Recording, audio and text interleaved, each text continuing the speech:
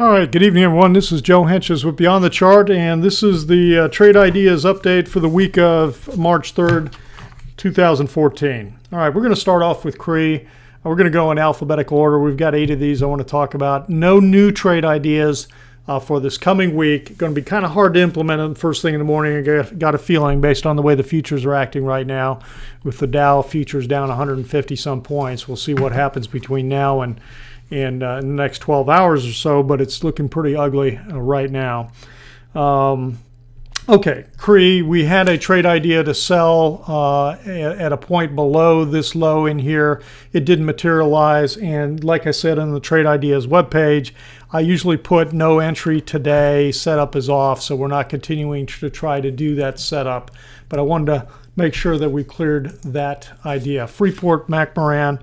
We had a couple of them. We tried a trade idea to the south here, below an entry below the low here. We never got to it, so we took it off.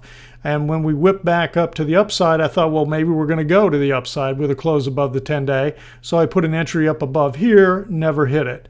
And so that was it for Freeport-McMoRan. Now, given the way this is acted here on Friday, it's still going to be hard to get a decent entry. I got a feeling tomorrow morning, if you try to buy puts, it's going to be almost impossible to get any kind of decent pricing in the first hour tomorrow if the futures are way down the way they're acting right now. Okay, Las Vegas Sands still in this one long.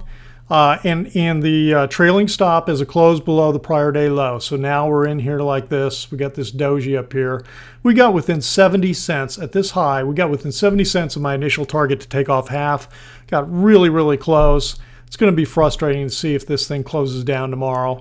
But that's the close I'm sticking with. You just get you get so many whipsaws if you try to say, to me anyway, if you try to use a 2-day low as a stop or a 3-day low as a stop, I mean, sometimes they work, sometimes they don't, just like a close below prior day low or a close below a 2-day low. Sometimes they work, sometimes they don't.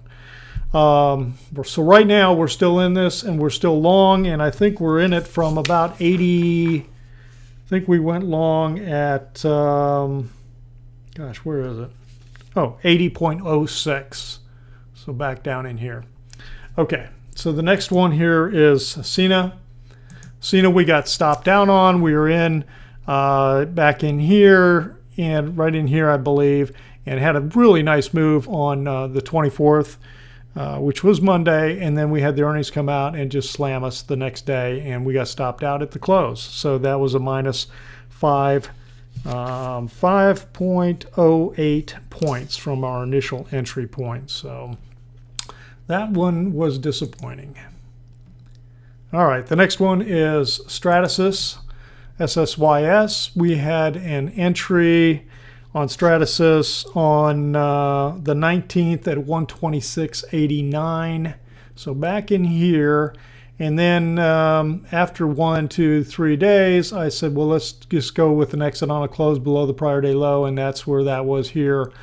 And it's just done nothing but chop sideways for the next 4 or 5 days. So that was minus 1.33 points. You can see you can see all of these results on the Trade Ideas page, but I did want to walk back through these trade ideas to make sure you're aware. Twitter, we had the sell entry here, or the signal. We had the entry on this day. And I am flipping back and forth at my paperwork, make sure I've got sell entry was at 56.07. We're sitting at 54.91 right now, and with the market negative, we'll see if this takes it down to at least my initial target of 51.06, and see if we go from there. Valero. Valero is another one where we had let's see. We had the buy entry, and then we had the exit.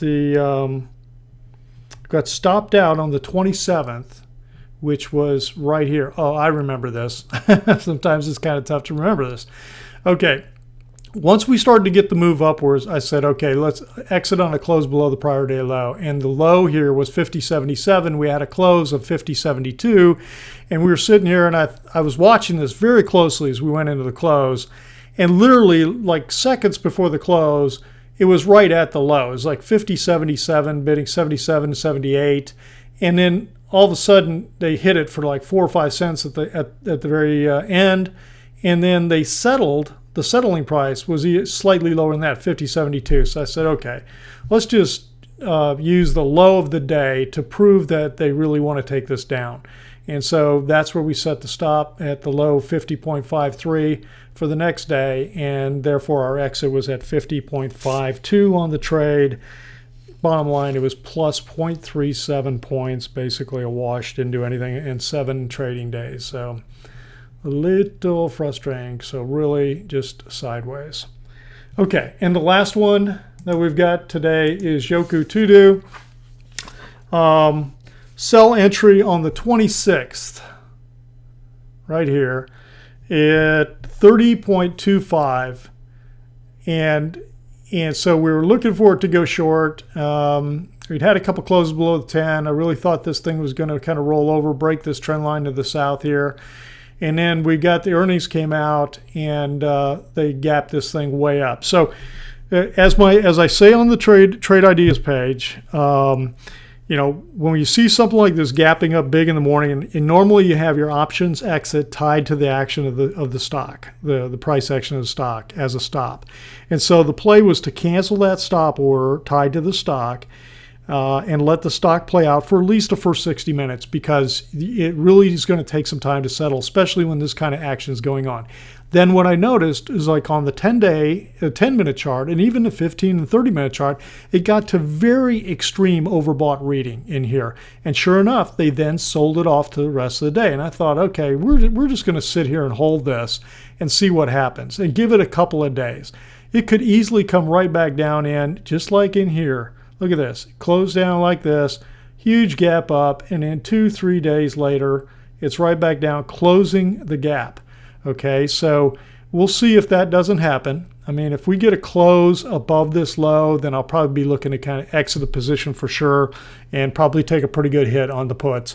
But there's a pretty good chance this may work out, especially with the way this market's acting right now on the futures. So that's what we're doing with this. And I did not take this position, and I even said that in there. And it doesn't look like anybody else did too either, because I don't think there's any trading actually occurring on the put that I mentioned, which is the April 32 put. And the liquidity on the initial was $3.50 to $3.80, $3.50 to $3.80, and I just assumed for conservative purposes that we got $3.80. So not exactly the best option to be trading, but we're going to play this out and see what happens on a scenario here.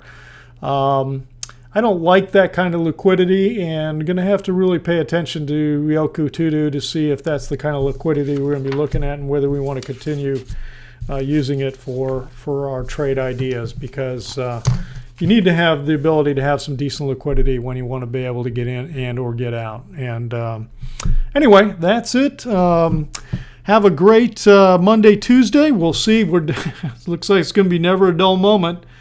We've got this whole Ukrainian situation that we're dealing with, and it's really roiling the markets right now. So this has been Joe for Beyond the Chart. Thanks for stopping by. Have a great Monday.